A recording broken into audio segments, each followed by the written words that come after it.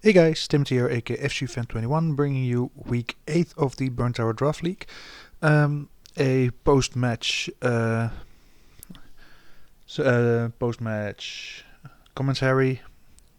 Again, because I was very busy the last week and had 3 games in 24 hours. So yeah, not really had the time to make proper team builder videos, and I didn't have the energy to commentate during the games. So this week I play Lux and coach of the Chiraq Chien-Paos.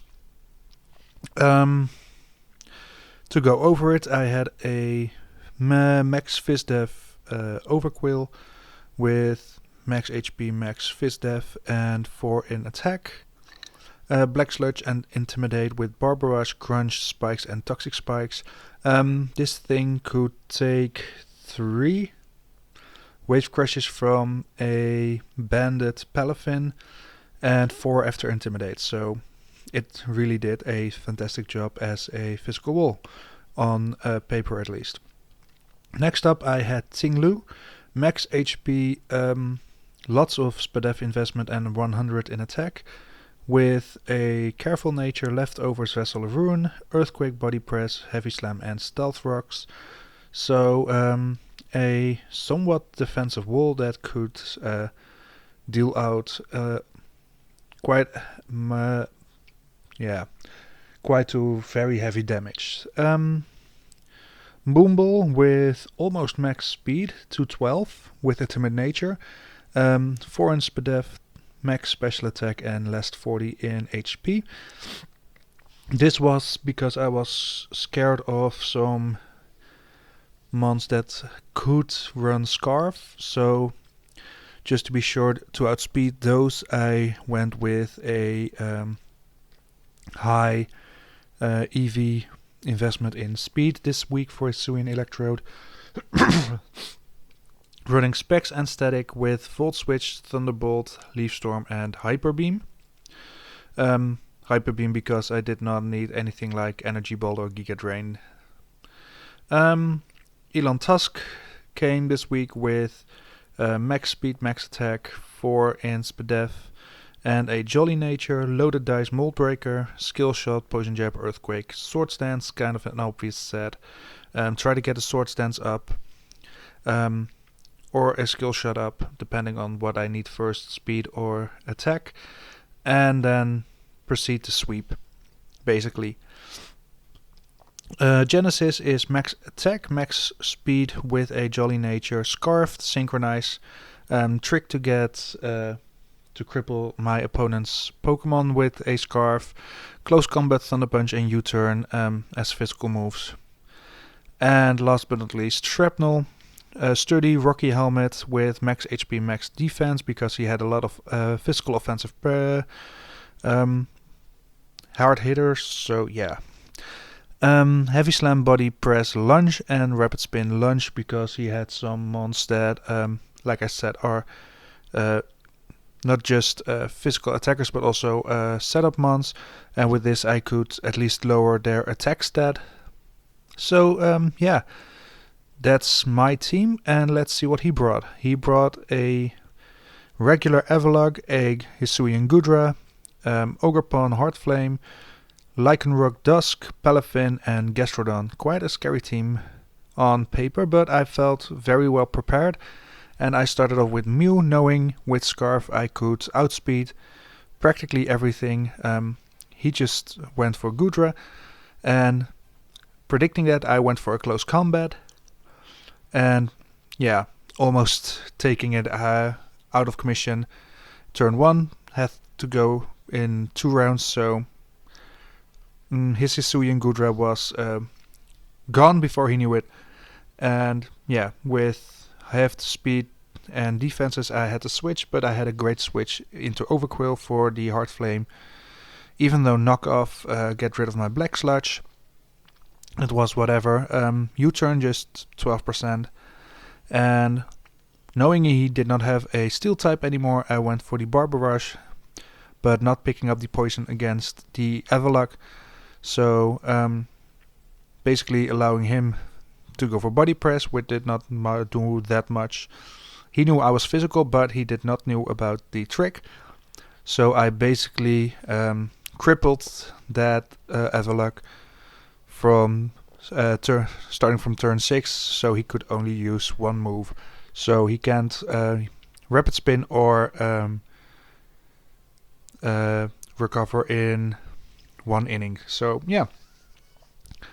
Gastrodon came in here and took a bar barrage, and this time I was lucky and got the poison.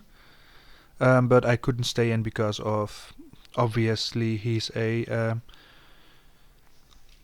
ground type, so I was fearing a ground type move. He went for spikes while Ting Lu was out, and he went for Ogerpon Hot Flames while I went for my own Stealth Rocks. Good against the Hard Flame that went for U-turn but did 28%, which is not all that much. Knowing he couldn't do much here against me, I believe I stayed in here. No, I went for Fortress, knowing he could only recover or rapid spin, and with my Rocky Helmet, he just took a lot of damage. And while he switched, I had a chance to spin away his spikes.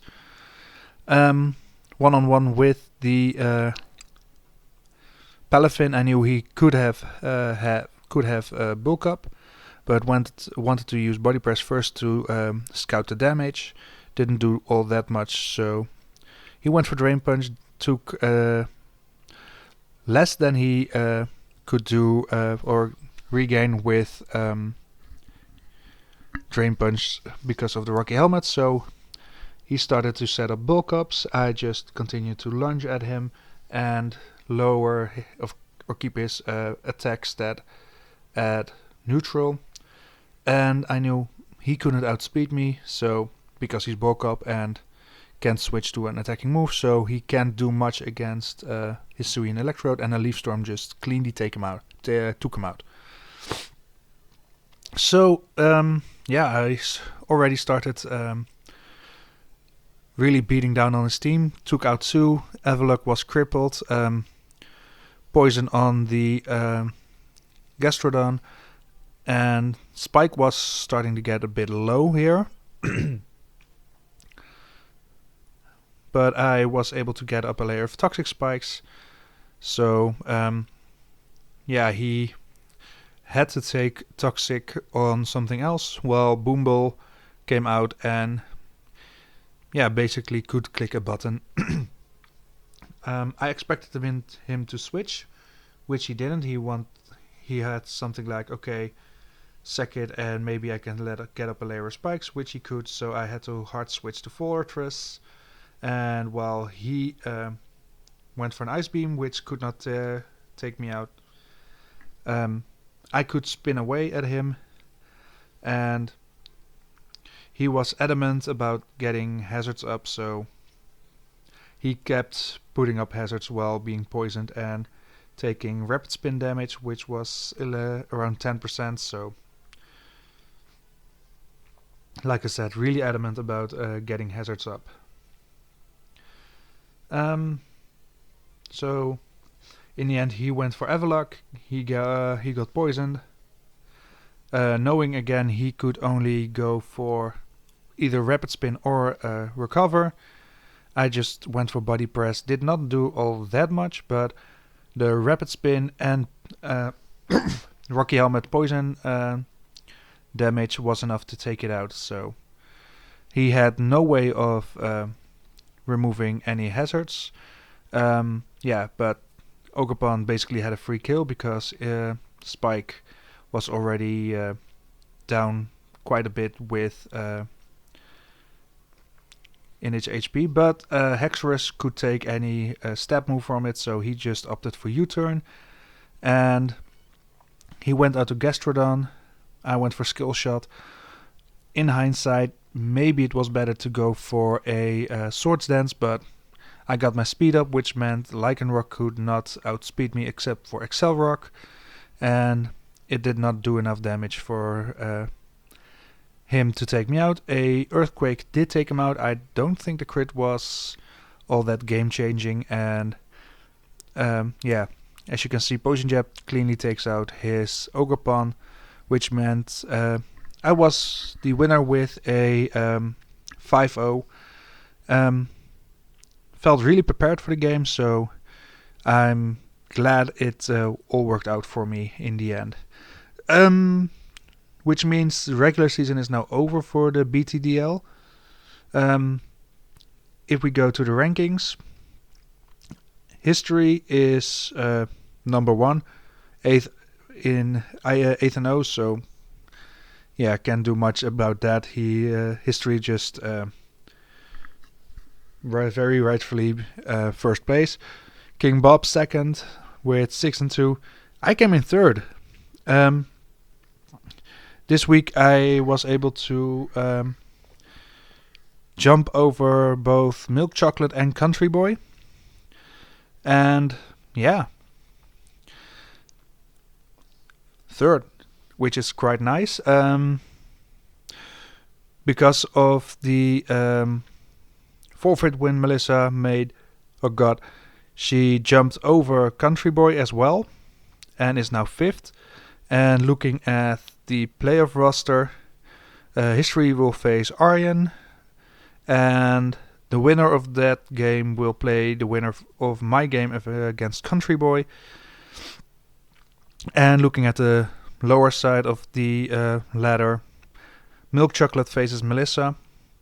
And basically, if Melissa and I want to meet in playoffs, she has got to make finals, or else, yeah, we won't.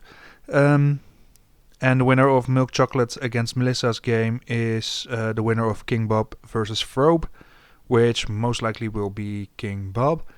I hope to get a quarterfinal game out for you this week, but Country Boy has been inactive for the last 2 weeks, getting both forfeit losses against Melissa and, let's have a look, week 7 against the Wisconsin Wobbuffets.